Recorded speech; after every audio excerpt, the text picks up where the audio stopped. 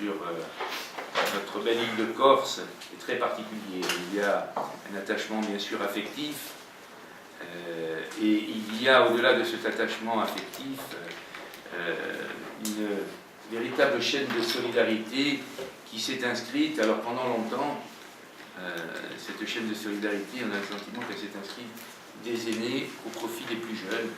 C'est ce qui a peut-être permis pendant un certain temps de laisser croire que la Corse était moins touchée par la précarité et par les difficultés pour notre jeunesse que d'autres régions.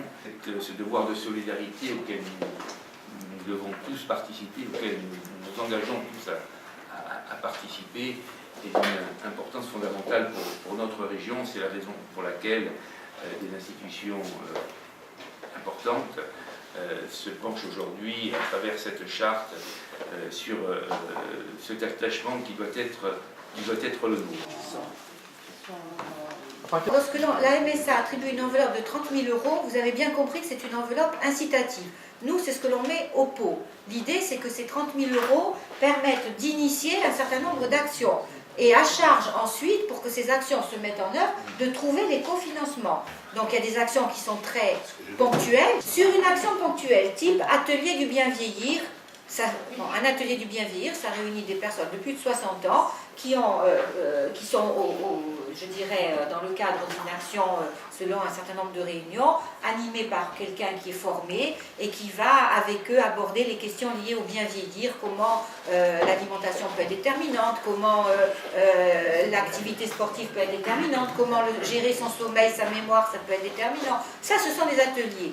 On sait combien on va en mettre en place, on sait combien ça coûte et on sait que ça peut être réalisé dans le cadre de l'enveloppe. Les cofinancements qui sont l'étape suivante à la construction, je dirais, du projet.